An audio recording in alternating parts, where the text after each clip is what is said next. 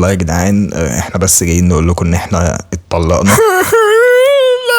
لا انت جاي بتهزر. والاسباب هتبقى خاصة يا اسطى بتعمل فيها كده ليه؟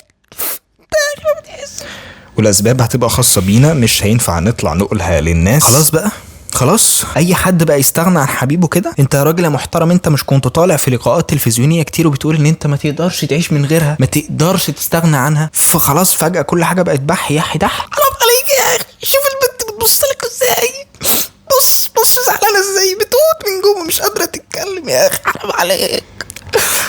فزي ما قلت انا طالع بس عشان ما حدش يقعد يكتب لي في الكومنتات انت طالع لوحدك ليه، فين فلان، انت ما تسواش من غيرك. انت مش بني ادم والله العظيم، انت مش بني ادم. احنا الحمد لله راضيين، ودي في النهايه اسمه ونصيب. انا حاسس انهم سايبين بعض من زمان، وكانوا يعني بيحاولوا يسطروا على الموضوع، بس ايه ما عادش يعني جابوا من الواد ده خانها انا متاكد. بص بيضحك ازاي البارد، والله هي البنت الشقرة والله العظيم.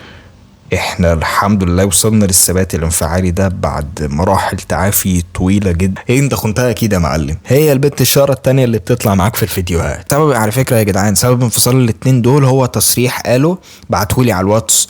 ما عنتش كان بيقول الاتي: ما عنتش بحبها وتهون عليا العشرة، انا اصلا كنت مغصوب عليه. بس انا ما قلتش حاجه وما صرحتش باي حاجه، مش فاهم انتوا بتتكلموا بناء على ايه يعني؟ بصوا بيضحك ازاي البارد، والله البت الشقرة هي البت الشقرة.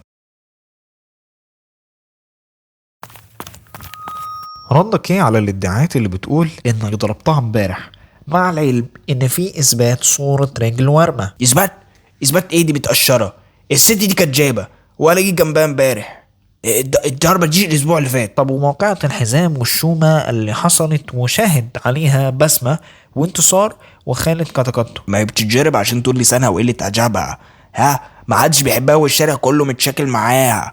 جلسانها هزك مرتين يابا، بتقول الفاظ بذيئة وتقعد تتحكم فيا وتقول لي مش تفتح لايفات تيك توك، وهي بتفتح وتلعب مع رجاله عادي. انما دلوقتي يابا انا حر، المفروض الراجل هو اللي يقول اه ولا. شتايم زي ايه مثلا؟ ممكن تدينا اثبات؟ لا يا حبيبي، مرضاش اتكلم عن ام عيالي بالوحش عشان انا بتكلم بالاصول، وما كانش عيلتها حاجه، وكنت مغرقها تصييط وبطلع معاها في الفيديوهات وانا جاي معايا عربيتي وعربيه ابويا، بس نقول ايه، عندها غرور العظمه. في اقاويل مثبته بتقول انك ما حضرتش خلفه ابنك ريان. ما حضرتش ايه ما انا حاضر وانا موجود اهو. لا نقصد خلفه ابنك، مش المؤتمر الصحفي اللي بنجرس لمرات حضرتك فيه.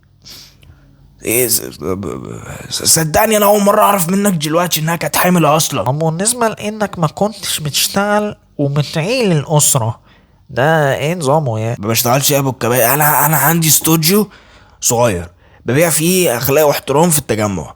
انا مش مطالب مني اصرح بنشاطاتي التجاريه، بس عشان ايه الناس تكون في الصوره وما تتخدمش على قفاها. طيب يا مان، انا حاسك فخور شويه انك بتضرب مراتك وام عيالك يعني، وطالع تقول للعالم بأعلى صوت هذا الشيء. لما انت تكون راجل بشنب، هل ترضى ان مراتك تقلل منك وتشتمك وتهزقك في الراحه في الجايه؟ لو ما بتشتغل ممكن. خلاص، امال بتسأل ليه بقى؟ عيب شايفه فيك محتاج تحسنه عشان يعني تكون انسان افضل وتتفادى الحاجات اللي حصلت اللي فاتت دي كلها. يعني عيب انا شايفه فيا بصراحة، والناس اللي قريبة مني واعية بالكلام ده هي تشيبة الزايدة. ناس بتاخدها انها ضعف وقلة هيلة، بس نعمل ايه؟ الناس بقت جبابرة، حتى لما احتاج حد يقف في ظهري يقف عشان يغزني. يغزك فين؟ في التشيبة. طيب يا مان، احنا دايرين منك كلمة اخيرة للناس اللي بيتابعك في كل مكان، عشان مرتك طلعت فضحتك في الفضائيات وكده، فصار عندك جمهور، فعايزين كلمة للجمهور ده كله. احب اقول يا رب ما حد يعيش اللي انا عشته اليومين اللي فاتوا دول. انا تعبت جامد قوي قوي، حتى عيد ميلادي قضيته لوحدي لأول مرة بعيد عن مراتي وام عيالي وعيالي. بس هنرجع ونقول من تاني، دي ضحكة الجدع وقت الجدع وقت الوجع. هيبة شكرا يا جوني، شكرا يا دنيا. انا بعد ما اخلص السبق الصحفي دوت اروح بيتي في اسكندرية، واهل اسكندرية كلهم على راسي، واجيب قطعة تورتشة واحدة. شكرا يا درين، شكرا يا سوشيال ميديا. بس كده. انت مادام طلقتها اتجوزها انا بقى. انت عبيط يالا. اي حد يجي على المدام ولا يغلط عليها بنص كلمه خليه يكره اليوم اللي اتولد فيه. انا هنزل لك منشيتك ووريني عرض كتافك. انزل لي يابا. هنزل لك واستناك في اي كافيه وفي جهتك، واهل جهتك كلهم على راسي من فوق. طب ايه رايك بقى انا اللي هنزل لك جهتك واهل جهتك كلهم على راسي من فوق؟ انا هنام في جهتك تحت بيتك واهل بيتك كلهم على راسي من فوق. مش عشان قلت لك اهل جهتك على راسي من فوق تاخدها ضعف وقله حيله. انا ممكن اعمل واسوي في قلب جهتك كمان، واهل جهتك كلهم على راسي من فوق. تعالي، مين اللي ساب مين؟ اصحى يا بت، اصحي بقى. ليه هو يعني ايه يعني مين اللي سابني اصحي بقى؟ هي بتتقاس كده؟ بتتقاس انا كده؟ سبت. لا مش انت اللي سبتيني. لو هنتكلم بقى في البدايه خالص، ده انا اللي سبت مره واثنين وثلاثه واربعه وعشرة، ولما سبت الجد قوي انت سبتيني اللي هي في الجد قوي. تمام. اقول لك على حاجه يعني انا شايفاك بصوره كويسه، ما تخلينيش اشوفك صح بقى زي ما كان بيتقال لي. يا ستي بلاش الجو بتاع، عارف، بلاش الجو بتاع وفكك من الشغل الناقص ده. يا حبيبتي اسمعني بس، هي مش هتبقى هي مش بتتحسب كده. لا انا اللي سبتك، ولو عايزني اقول انا سبتك ليه اقول. يا سلام. والله اقول انا سبتك بقى من الاول خالص ليه؟ ارضى اقول انت سبتني يعني انت سبتني. يا سلام. طب والله لا اطلع الشات حالا. اطلع لحد امبارح. ما تستفزنيش. انت عبيطه يا بنتي بجد. انا اقول لك على حاجه حلوه، عشان انت فعلا عيل صغير، ودي من ضمن الاسباب. انت عارف ان انا سبتك عشان عيل صغير.